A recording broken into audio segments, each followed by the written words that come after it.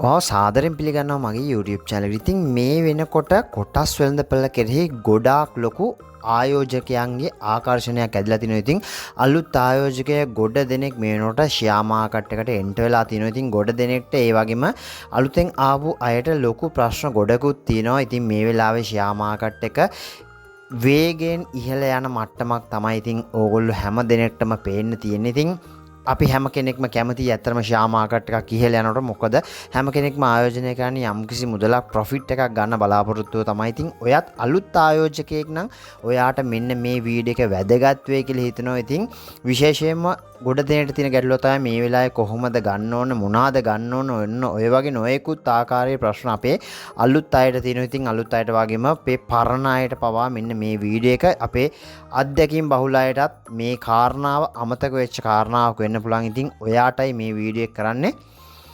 මම මුලින්ම මෙතනදී කතා කරන්නේ ඔයා කොහොමද කොටස් මිලදී ගන්න ඕන කියන දේ සම්බන්ධවයි. ඉතින් ඔයා අලුත් ආයෝජකයෙක් නම් හිතන්න ඔයාට රුපියල් ලක්ෂයක මුදලක් තමයි ඔයා මේ වෙලාවේ ෂෙයා මාකට් එකට දාන්න බලාපොරොත්තු වෙන්නේ කියලා ඔයා තාම හරියට අවබෝධයක් නැත්නම් මේ කොටස් වෙළඳපොළ පිළිබඳව හොඳට ස්ටඩි කරලා නැත්නම් ස්ටඩි කරගෙන යන කෙනෙක් නම් අනිවාර්යයෙන්ම එක්ස්පීරියන්ස් එකක් ගන්නත් එක්ක එකපාර ලොකු මුදලක් ආයෝජනය කරන්න එපා. ලොකු මුදලක ෂෙයාර්ස් ගන්න යන්න එපා. ඔයා හිතන්න ඔයා රුපියල් ලක්ෂය නම් තියෙන්නේ.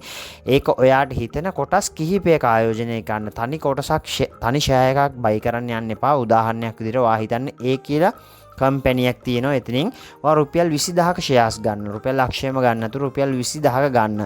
ඒත් එකම B කියලා කම්පැනි එක තව රුපියල් 15000ක ගන්න. C කියලා කම්පැනි එක මම මෙතන මේ උදාහරණ වලට ගත්තේ නැත්නම් ඔයාට මේ වෙලාවේ තියෙන හොඳ ෂෙයාර්ස් තියෙනවා. ඒ හොඳ කම්පැනිස් බලලා ඇනලයිස් කරලා අනිවාර්යයෙන්ම ගන්න. C කියන කම්පැනි රුපියල් 15000ක් ගන්න. D කියන කම්පැනියෙන් රුපියල් 30000ක් ගන්න. ඒක ඔයා හිතන්න ඔයා වැඩිපුරම ඉන්ට්‍රස්ටිං ඔයාට හිතෙනවා නම් මේ ෂෙයා එක තව ඉදිරියේදී මේ කම්පැනි ගොඩක් හොඳ ප්‍රොෆිට් එකක් දෙයි. ඒත් එක්කම මේක හුඟක් ඉහළයයි. මේකේ අනාගතයේ සුබයි කියලා හිතෙන කම්පැනියක් නම් ඒක වැඩි බරක් තියන්න. ඒක අපිට කිසි ගැටලුවක් නැහැ. ඒක ඔයා තමයි තීරණය කළ යුත්තේ. F කියන කම්පැනි රුපියල් 10000ක ගන්න. ඒත් එක්කම G කියලා කම්පැනි එක තවත් රුපියල් 10000 ගන්න. එතකොට ඔයා කම්පැනිස් 6ක ෂෙයාර්ස් බයි කරනවා. එතකොට ඔයාගේ පෝර්ට්ෆෝලියෝ එක මැනේජ් වෙනවා. මම මෙතනදී විශේෂයෙන්ම කතා කරන්නේ මෙතන ඕනම ආයෝජනයක අවදානමක් තියෙනවා. අවදානම කියන දේ කළමනාකරණය කරගෙන ඒ ආයෝජනය කරන එක තමයි ඉතාමත් වැදගත් වෙන්නේ. ඉතින් කොහොමද මේ රිස්ක් එක මැනේජ් කරගන්නේ කියන දේ සම්බන්ධව දැනුවත් කරන්නම තමයි අලුත් ආයෝජකයන්ට විශේෂයෙන්ම මේ වෙලාවේ මේ වීඩියෝ එක කරන්න. ඉතින් ඔයාට ඇත්තටම ඕනනම් පුළුවන් රුපියල් ලක්ෂයෙන්ම තනි කම්පැනියක ෂෙයාර්ස් එක පාර ගන්න. හිතන්නේ ඒ කම්පැනිය එකපාරට ඩවුන් වුණොත් එහෙම ඔයාට තනි කරම ලොස් එකක් තමයි වෙන්නේ. එහෙම වුණොත් එහෙම ඔයාට ඒ ෂෙයා එක ආයි නගිනකම් ඉහළ යනකම් මිල ඉහළ යනකම් හෝල් කරගෙන ඉන්න වෙනවා. ඉතින් උදාහරණයකට මෙතන ඔයා මේ විදිහට කම්පැනිස් 6ක ගත්තොත් සමහරට මේ A කියන කම්පැනිය වැඩි වෙන්න පුළුවන්. ඒත් එකම B කියන කම්පැනිය අඩු වෙන්න පුළුවන්. එතකොට ඔයාට මෙන්න මේ විදිහට විවිධ කම්පැනිස් වලින් ගත්තාම මේක ඔයාට මැනේජ් වෙනවා. කළමනාකරන වෙනවා. සමහරට මේ A කම්පැනි අඩු වුණාට වඩා ප්‍රතිශතයකින් B කියන කම්පැනිය වැඩි වුණොත් ඔයාට ප්‍රොෆිට් එකක් වෙන්නත් පුළුවන්. ඒ හින්දා හැම වෙලාවෙම ඔයාගේ රිස්ක් එක මැනේජ් කරගන්න පුළුවන් මේ විදිහට විවිධ කම්පැනිස් කිහිපයකින් ෂෙයාර්ස් බයි කළොත්. මොකද ඔයාට මේ ෂෙයා මාකට් එක පිළිබඳව හොඳ අවබෝධයක් හොඳ කොන්ෆිඩන්ස් එන මට්ටමක් එනකන් එකපාර කිසිම වෙලාවක ලොකු ගාණක් ආයෝජනය කරනවා. මම හුඟ වෙලාවට දැන් මේනකොට දැකලා තියෙනවා. ගොඩක් කට්ටිය මිලියන් ගණන් වලින් ෂෙයාර්ස් අරගෙන තනි ෂෙයා එකක් බයි කරලා ඒක ඩවුන් වුණාට පස්සේ දැන් මම මොකද්ද කරන්න ඕන කොහොමද ඇවරේජ් කරන්න ඕන එහෙම වුණොත් ඇත්තටම හොඳම දේ තමයි ඇවරේජ් කරන එක. ඒ වුණාට ඔයා ලොකු ප්‍රමාණයකින් ෂෙයාර්ස් ගත්තට පස්සේ ඒක ඇවරේජ් කරගන්න එකත් ලේසි නෑ කියන දේ ඔළුවේ තියාගෙන තමයි මේ ෂෙයා මාකට් එකට එන්ටර් වෙන්න ඕන. වැදගත්ම දේ තමයි මේක හොඳට ස්ටඩි කරන්න එක්ස්පීරියන්ස් එක ගන්න කොහොමද මේක කාලෙත් එක්ක තමයි ඔයාට අනිවාර්යයෙන්ම හොඳ අත්දැකීමක් එක්ක තමයි ඉදිරියට යන්න පුළුවන් වෙන්නේ මේ කොටස් වෙළඳපොළ කියන දේදී. ඒත් එක්ක මම මේ කොටස් විකිණීම සම්බන්ධවත් ඔයාව පොඩ්ඩක් දැනුවත් කරන්නම්. ඒක ගොඩ දෙනෙක් කරන මිස්ටේක් එකක් තමයි මේක. ඔයා හිතන්න ඔයා ගාව දැන් මේනකොට කම්පැනිස් 6ක ෂෙයාර්ස් තියෙනවා. ඒ කියන කම්පැනියෙන් ඔයාට ෂෙයාර්ස් 5000ක් තියෙනවා. මේ 5000ම එකපාර සෙල් කරන්න යන්න එපා. ඔයා තාම අලුත් නම් මම මේ කියන්නේ විශේෂයෙන්ම අලුත් අයට මම මේ කතා කරන්නේ. ඔයා අලුත් කෙනෙක් නම් ඔයා උදාහරණයක් මෙතන 3000ක් සෙල් කරන්න. ඒත් එක්කම ඉතුරු 2000 තියාගෙන බලන්න. මොකද තව වැඩි වුණොත් එහෙම ඉතුරු වෙච්ච ඒ 2000 තව වැඩි මුදලකට ඔයාට අලෙවි කිරීමේ හැකියාවක් තියෙනවා. ඒත් එක්කම මේක අඩු වෙන්න පුළුවන්. ඔයා හිතනවා අද වික්කා 3000ක් වික්කා උදාහරණ රුපියල් 10කට හෙට වෙනකොට ඒක 8000ට බයින් අඩු වෙන්න පුළුවන්. ඒතර ඔයාට හිතෙන්න පුළුවන් අපරාධෙ මට මේක 5000 විකුලන් දාන්න තිබ්බනේ. ඔය වගේ හිතෙන්න පුළුවන්. ඒ වුණාට එහෙම කරන්න එපා. මේ කොටස් වෙළඳපොලේදී ඔයා ඉලක්කයක් හදාගන්න අනිවාර්යයෙන්ම ටාගට් එකක් හදාගන්න ටාගට් ප්‍රයිස් එකක් හදාගන්න. අතන අඩුනා කියලා ඒකට පසුතැවෙන්න යන්න එපා. ඉහළ ගියාසේම අනිවාර්යයෙන්ම අඩු වෙන්නත් ඕන. ඒක තමයි ස්වභාවය. ඕනම වෙළඳපොලක ස්වභාවය. එක දිගට කිසිම දෙයක් ඉහළ යන්නෙත් නැහැ. එක දිගට පහළ යන්නෙත් නැහැ. ඒ හින්දා හොඳ අවබෝධයෙන් මේකට එන්ට වෙන්න. ඒත් එක මෙන්න මෙතන උදාහරණයක් තමයි තව පෙන්නලා තියෙනවා. B කියන කම්පැනි මාගාව ෂෙයාර්ස් 1000ක් තියෙනවා. මම 500ක් විකුණනවා. C කියන කම්පැනි 3000ක් තියෙනවා.